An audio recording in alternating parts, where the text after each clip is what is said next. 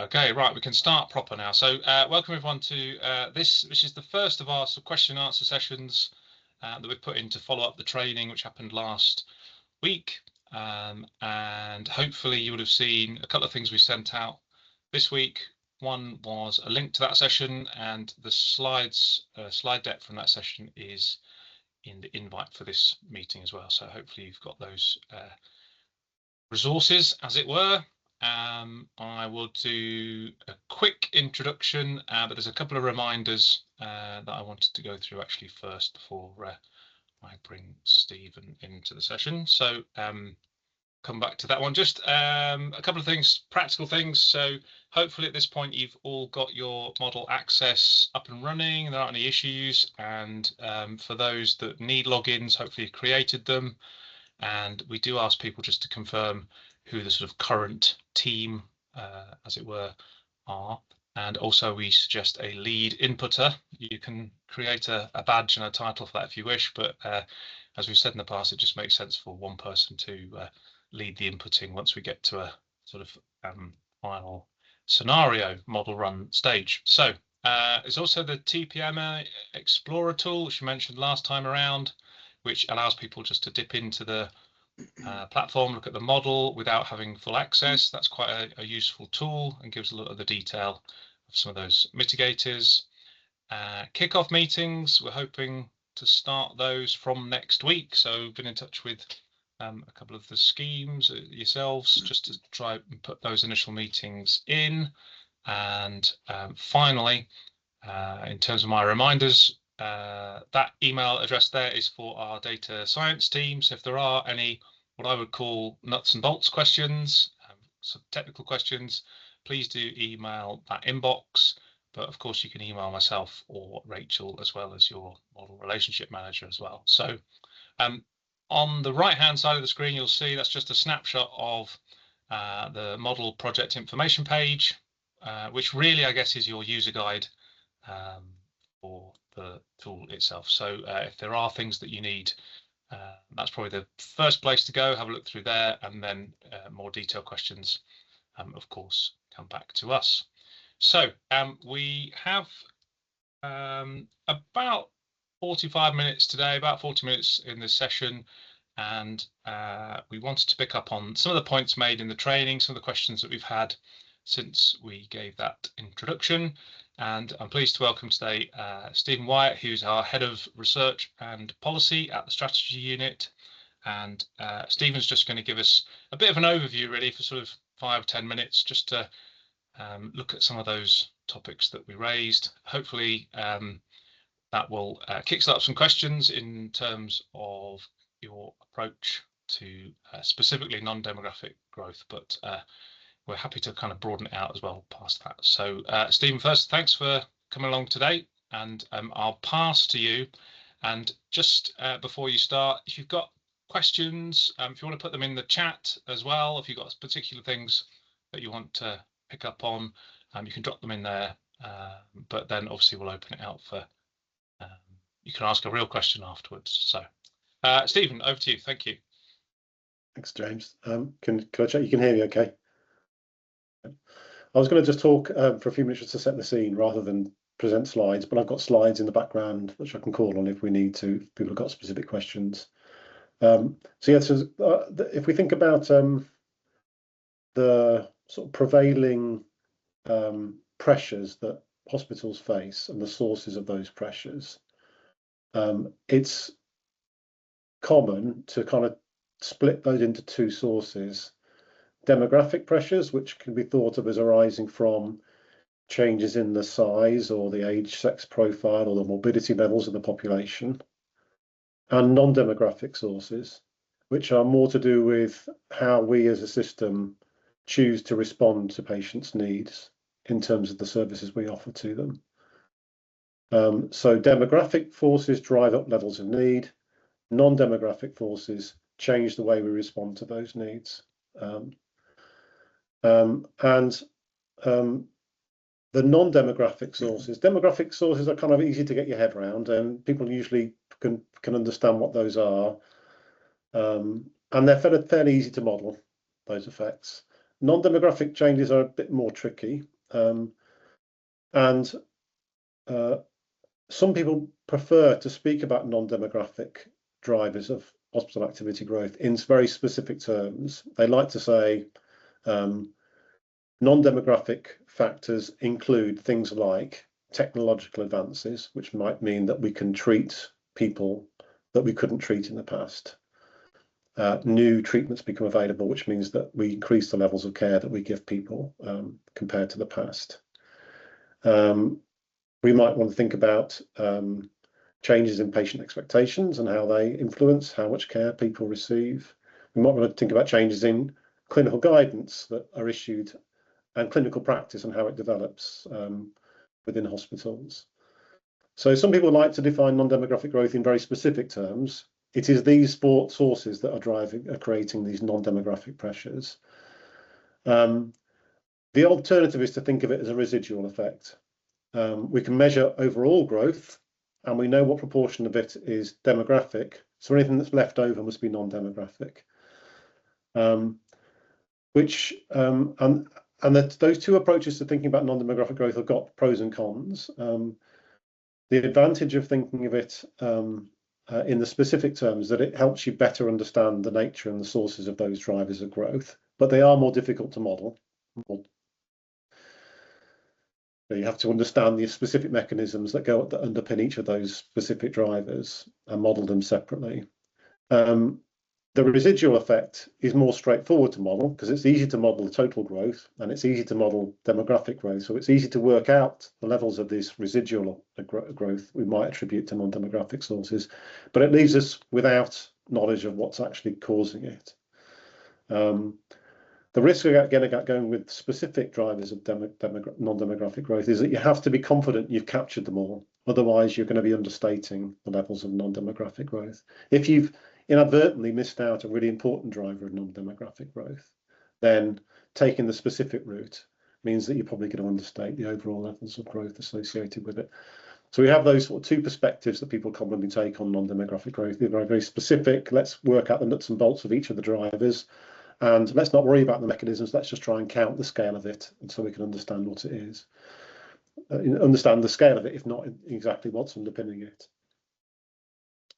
And so we've done, at the moment in the model, we're taking very much the residual approach. That's the approach we adopt in the new hospitals programme model. We understand the limitations of that, but it's the best we can probably do at the moment. But we are working away behind the scenes to see if we can, over the next year or two, move towards something more like a specific drivers model of non-demographic growth. That's work in progress. You'll hear more about that in the next year or two, I guess. So at the moment, we're using this residual approach to estimating non-demographic growth. And we've done two key pieces of work that help us parameterize that effect within the model at the moment. We've done an extensive modelling exercise looking backwards to see what rates of non-demographic growth have been in the past. And we've published that paper in a journal, which you can reference. Essentially, that paper tries to look at overall levels of growth and it decomposes it into the effects which can be attributed to change in the population size, the age sex profile, the morbidity levels of the population, and everything that's left over, this residual non-demographic effect. I'll put a link in the chat for people to have a look at in a second for that paper. Separately, more recently, we got a group of subject matter experts together, and we took them through the historical data that we'd gathered on non-demographic growth rates, and lots of other sort of contextual information. And we asked them to generate some forecasts for us of future levels of non-demographic growth. So they were taking account of the historical rates of growth, but they were looking forward and saying, what do we think non-demographic growth is going to be in the future? And it's an incredibly tricky thing to do. But it is a question we need to answer in order to model effectively the levels of activity in hospitals. Sure. And so we have now a set of expert forecasts for non-demographic growth. And the plan is to incorporate those expert forecasts into our NHP modeling processes over the next few months. I think the capabilities there already in the model to do it, but we're not mandating that at the moment. But I think that's the way we're going. Just one last thing I was going to say is that this source of growth is actually quite substantial. It's a really important driver of growth, and or at least has been in the past. And so getting a good handle on it is really important, but it is inherently difficult to estimate and forecast. So we have this dilemma. We have this really important and substantial source of growth, but it is really tricky to get a handle on it. And so we kind of have to live with that uncertainty. And part of the way we live with that uncertainty is just by acknowledging the uncertainty in our estimates within the model. And one of the big effects that we will have by moving to these forward forecast sources of non-demographic growth is that it will increase the uncertainty estimates in your future activity projections, but in a way that's warranted. You know, if we could narrow that without pretending we knew more than we did, we would, but in reality, there is a lot of uncertainty about non-demographic growth, and we just have to acknowledge that's the case. That's all I was going to say as an intro. More than happy to go into detail on any aspect of that or to answer specific questions if people have those. If I can help, I'm more than happy to do so. Thanks, Stephen. That's really helpful as an overview. Lots in there as well, lots to kind of think about. I guess from our experience working with schemes, it can seem a bit daunting, I think, and where to start. But let's open it out for questions or any sort of comment or thoughts. Has anyone got something they would like to ask? It's going to be shy on a Friday morning, but David in Airedale, go ahead. I think someone's before me, but I'm happy to go ahead. Can you hear me okay? Oh, yeah, he did beat you to it, but go on, you go first. I don't think Sam will mind. Okay, so we're seeing in Airedale a really strong non-demographic growth in ED arrivals, and it's a really predictable pattern that we can see over the past 10 years, and it's over and above demographic growth. Because of the way that the model's been put together so far, we've been encouraged to use the demographic models, which means that we may have under-predicted how much space we need in ED. I'm wondering if other trusts have seen that, and if there's going to be scope at some point in the future to actually change the size of the hospital, because some of it feels like it's set in stone now. So I just wondered what your thoughts were. So one of the questions that we had to try and answer when we were thinking about how to incorporate non-demographic growth into the model is whether we should set those parameters nationally, or whether we should set them locally, or whether we should set them nationally but with some enforced local variation. And the reality is, if you look at levels of non-demographic growth locally, they are quite different. Historically, they have been quite different. You have some areas with very strong residual growth. Growth minus the demographic effects will be very strong in some areas and much more modest in other areas.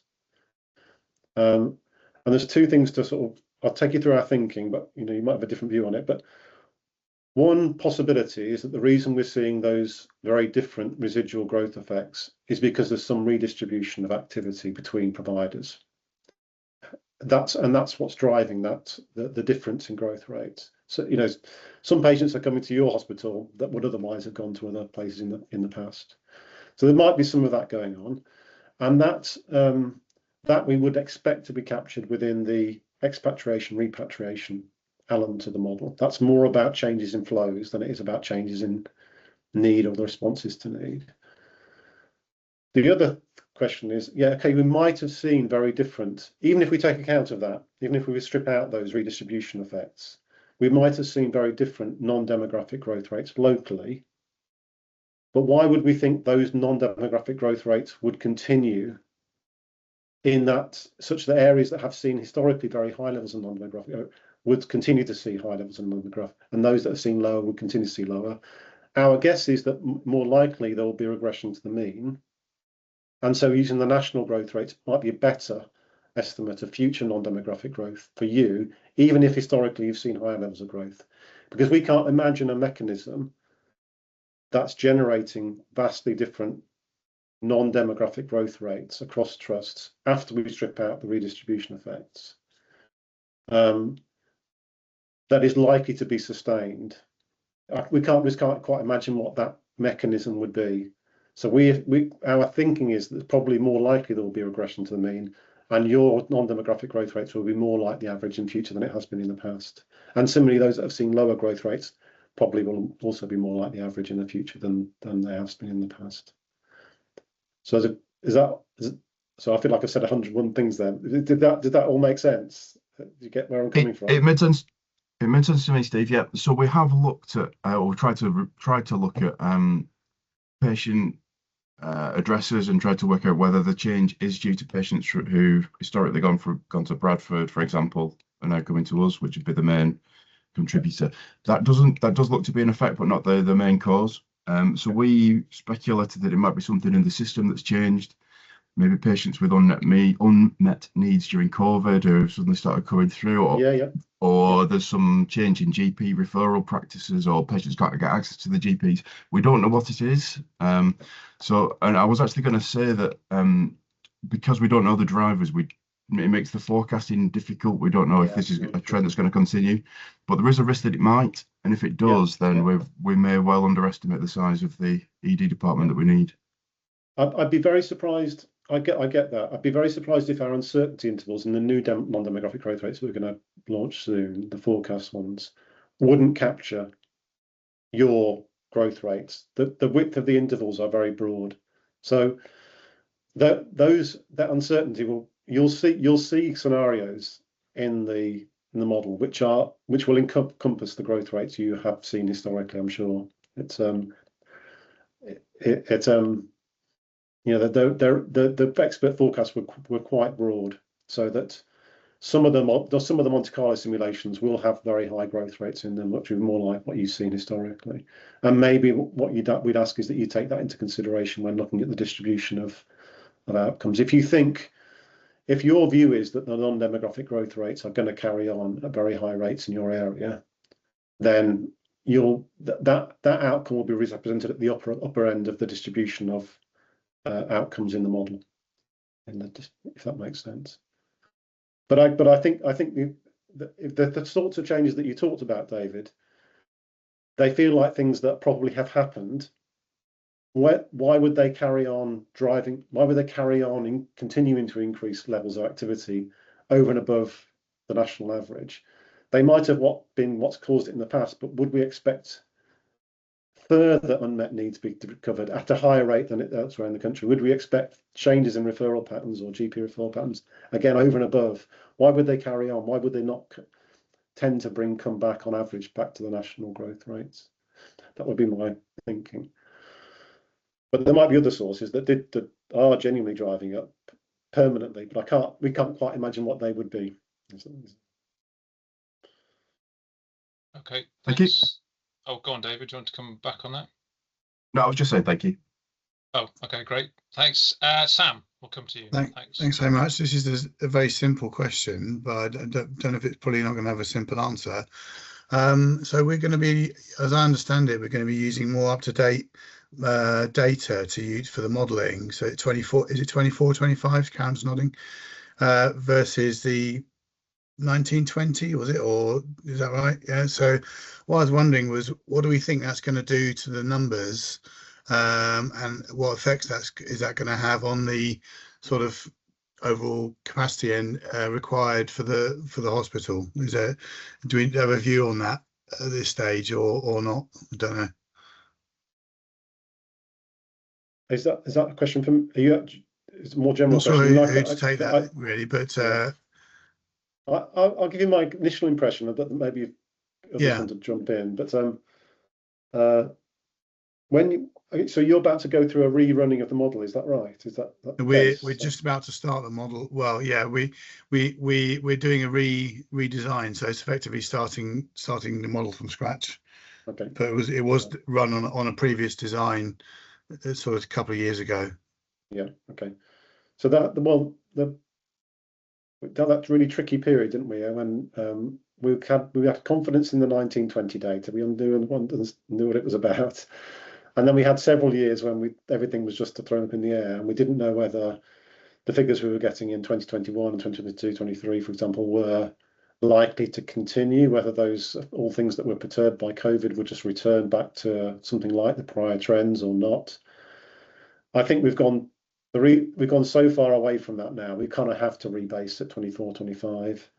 And there have been quite a lot of changes that haven't reset nationally, and even bigger changes, I think, that haven't reset locally. You'll know better than us what your 24, 25 figures are relative to your 1920. But I think it becomes increasingly hard not to move towards a more recent baseline the longer time goes on.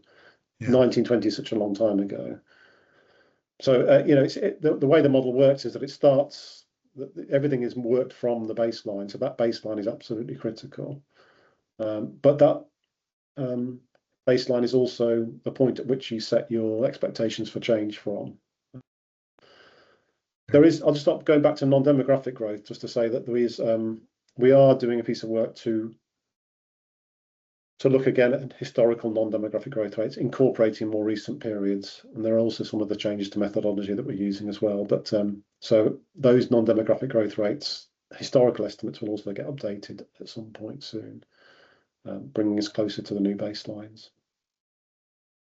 I wonder if, thanks, Sam. I wonder if, Jake, did you want to come in on this point? I'm conscious Murray's had his hand up, but did you want to come in on this, Jake? Yeah, I was just going to say, I'm slightly out of the loop, not having worked with schemes for a little while, but originally when we moved to 23-24 data, we did look at how it changed for trusts.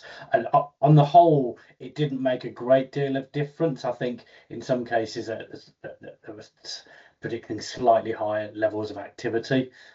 So there wasn't a massive change, but there might be individual trusts where that is the case for whatever reason. But we'll just have to wait and see. We haven't actually got 24, 25 data in yet, so we haven't done that analysis. But I wouldn't think it would make a great deal of difference from the 23, 24 analysis that we did the original work on. So hopefully it won't make a massive difference, but we'll just have to wait and see what it looks like for individual schemes. Okay, thanks very much.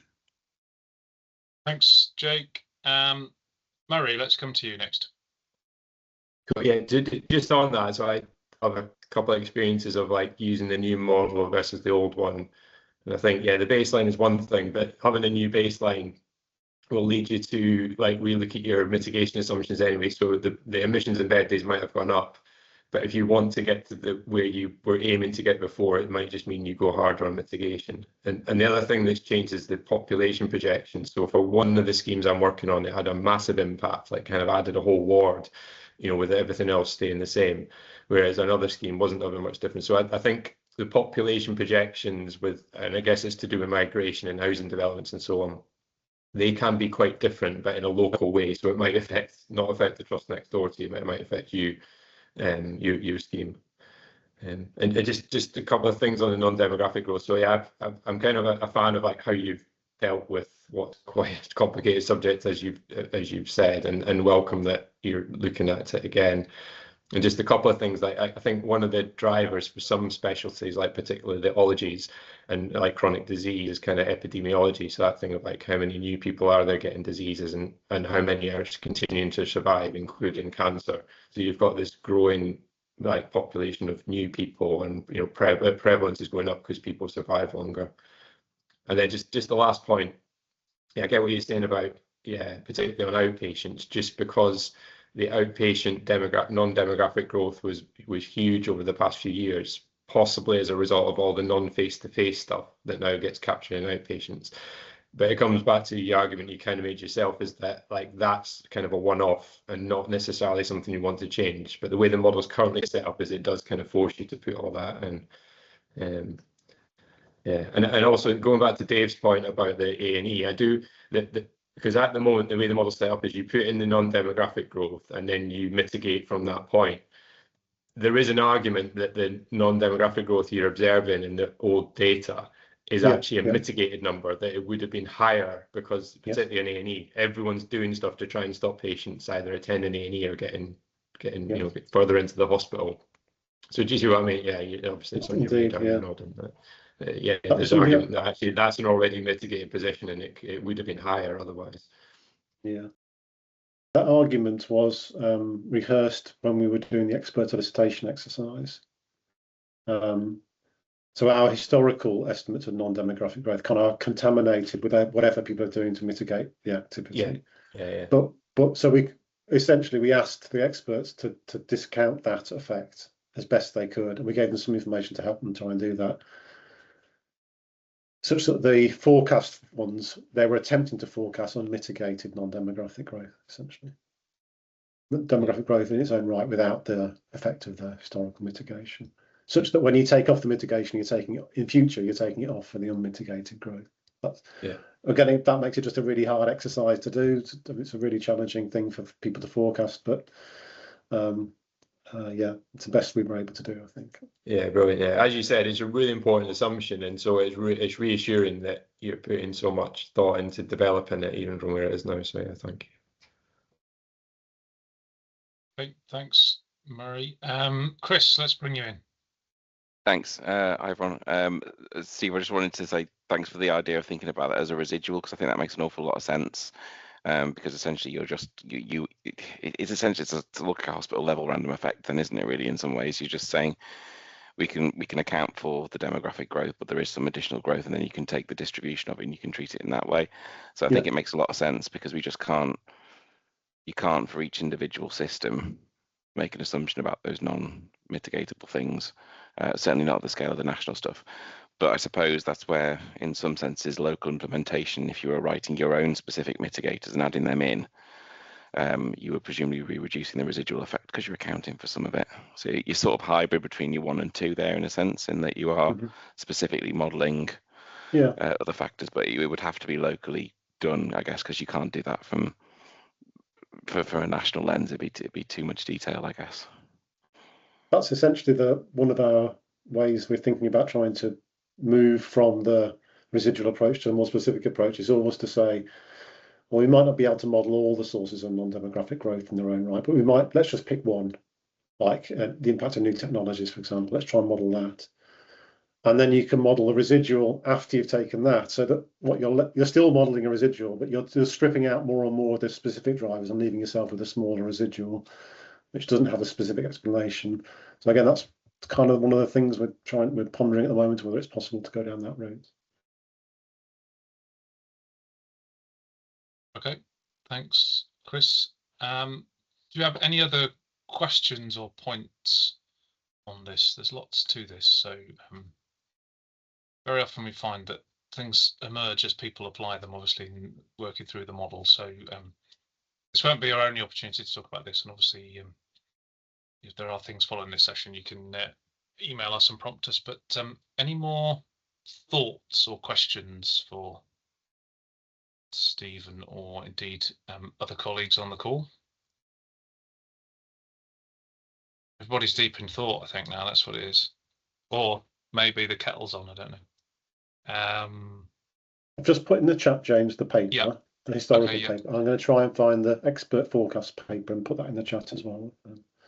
That's really helpful. Okay, so as I said earlier, we should be setting up our sort of what we call our kickoff meetings, our initial meetings with schemes from next week. Obviously, we're just still at the moment getting dates in the diary. And the purpose of that initial meeting really is to try and involve as many people in the scheme as possible in terms of who we will need to consult and involve in the process, but also just to outline different expectations or to look at issues around data or baseline reconciliation or those kind of different things, and to help people map out what the process should look like in terms of a timeline as well, because that's always quite important. So hopefully those will start appearing from next week. These sessions, we try and put them in fairly regularly. I haven't got a date for the next one yet, but I think we're looking at possibly one in the middle of May. So hopefully by that point you should obviously have had your initial meeting, and no doubt there'll be other sort of questions or themes that we can pick up. If you've got something specific that you want to explore in more detail, then please do let us know. If you haven't got any further comments or questions, I don't know if there's anything else that colleagues want to flag at this point, but if not, I think we can probably close the session there. But before we do that, can I just say thanks to Stephen for coming along and give us an overview of that. It's really interesting, and also it's a key thing to think about at an early stage as well in terms of the modelling. So thank you, Stephen. Thanks, colleagues. We'll send a recording of this session round for folks that missed it, or for people who are keen to watch it again in the small hours or whenever they like. Thanks for attending, and we'll see you again soon. Thank you. Cheers. Take care. Thank you. Bye bye.